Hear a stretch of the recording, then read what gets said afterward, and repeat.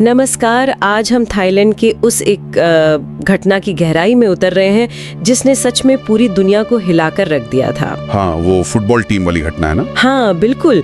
जब वो युवा फुटबॉल टीम और उनके कोच थाम लुआंग गुफा के अंधेरे में फंस गए थे। थाम लुआंग, हाँ। हमारे पास थाईलैंड गुफा बचाओ एक अविस्मरणीय गाथा नाम के एक लेख के कुछ हिस्से हैं। काफी अच्छा विश्लेषण है इसमें। अच्छा, तो आज कोशिश रहेगी कि इस लेख से वो बातें निकालें जो शायद पहली नजर में उतनी साफ ना दिखती हों। जरूर। ये घटना जून 2018 की है, 23 जून। वाइल्ड बोअर्स नाम था टीम का। हाँ, वाइल्ड बोअर्स। प्रैक्टिस के बाद वो गुफा देखने गए थे और तभी अचानक से मानसूनी बारिश और पानी भर गया। हाँ, पूरी गुफा में पानी भर गया। लेख में ये बात साफ लिखी है कि शुरू के दिन कितने मुश्किल थे। कोई रास्ता नहीं बाहर निकलने। अंधेरा। बिल्कुल। घना अंधेरा, ऑक्सीजन भी घट रही थी और करीब करीब 10 दिन, सोचिए 10 दिन दुनिया से कोई कांटेक्ट नहीं। 10 दिन, ये तो मतलब कल्पना करना भी मुश्किल है उन बच्चों के लिए, कोच के लिए और बाहर जो परिवार इंतजार कर रहे थे। असहनीय स्थिति थी बिल्कुल। लेख ये भी बताता है कि जब वो ब्रिटिश गोताखोरों ने उन्हें ढूंढा तब एक उम्मीद तो जगी, लेकिन असली मुश्किल तो शायद तब शुरू हुई। हाँ बिल्कुल। मिलना एक बात थी, पर उन्हें बाहर कैसे लाया जाए, ये सबसे बड़ा सवाल था। क्योंकि पानी बहुत अंदर तक था, किलोमीटरों तक। हाँ, और रास्ते इतने तंग थे, पानी गंदा, मतलब कुछ दिखता भी नहीं था, विजिबिलिटी जीरो। ये तो बहुत ही खतरनाक था। बिल्कुल। लेक इसे दुनिया के सबसे मुश्किल और खतरनाक बचाव अभियानों में से एक मानता है। ये कोई आम स्कूबा डाइविंग नहीं थी। नहीं, ये केव डाइविंग थी। वो भी ऐसी खतरनाक परिस्थितियों में, मतलब जो बहुत अनुभवी गोताखोर थे उनके लिए भी जानलेवा था ये। अच्छा। हाँ, लेख में बताया है कि कई जगह रास्ता इतना ज्यादा संकरा था कि गोताखोरों को अपना ऑक्सीजन टैंक उतारना पड़ा, उसे आगे धकेलना पड़ा, फिर खुद निकलना पड़ा। Oh my God. और एक और बात जो लेख में है जो मुझे बहुत चौंकाने वाली लगी, वो बच्चों को बेहोश करके बाहर निकालने का फैसला। हाँ, ये बहुत बड़ा और कह सकते हैं विवादास्पद फैसला था।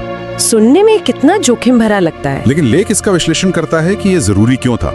देखिए, बच्चों को तैरना नहीं आता था। हाँ, ये तो है। और इतने अंधेरे तंग रास्ते में पैनिक करने का डर बहुत ज्यादा था। अगर एक भी बच्चा घबरा जाता तो वो अपनी जान तो खतरे में डालता ही, बचाव करने वाले की भी। बिल्कुल। इसीलिए डॉक्टरों की सलाह पर उन्हें एक खास तरह की दवा दी गई, बेहोश किया गया ताकि वो शांत रहें। फिर उन्हें निकाला कैसे गया बेहोशी की हालत में? हाँ, हर बच्चे को एक स्ट्रेचर पर लिटाया गया और फिर गोताखोरों की टीम ने उन्हें उन पानी से भरे संकरे रास्तों से बाहर निकाला। एक एक बच्चे को निकालने में कई घंटे लगे। कई घंटे, अविश्वसनीय।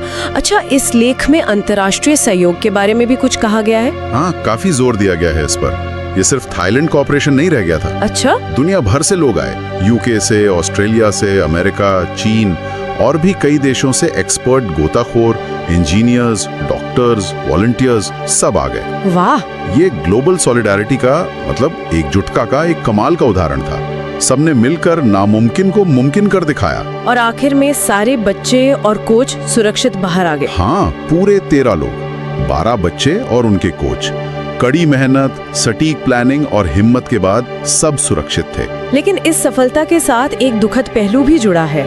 लेख में समन कुनन का जिक्र है। हाँ, समन कुनन, वो एक पूर्व थाई नेवी सील थे, रिटायर हो चुके थे, लेकिन इस बचाव कार्य के लिए स्वेच्छा से आए थे। अच्छा, वॉलंटियर थे। हाँ, लेख उनके साहस को सलाम करता है। वो गुफा के अंदर ऑक्सीजन सिलेंडर पहुंचाने गए थे, लेकिन जब वो वापस आ रहे थे तो दुर्भाग्य से उनका अपना ऑक्सीजन खत्म हो गया और उनकी मृत्यु हो गई। उनका बलिदान इस कहानी में त्याग का एक बहुत गहरा मतलब जोड़ता है। सही में ये कहानी डर और अनिश्चितता से भरी है, लेकिन जैसा लेख भी दिखाता है, ये हिम्मत की, दुनिया भर के लोगों के साथ आने की और बलिदान की भी कहानी है। बिल्कुल। ये सोचने पर मजबूर करती है कि कैसे मुश्किल हालात में, एक्सट्रीम परिस्थितियों में इंसान कुछ ऐसा कर जाते हैं जो असाधारण होता है। सही कहा।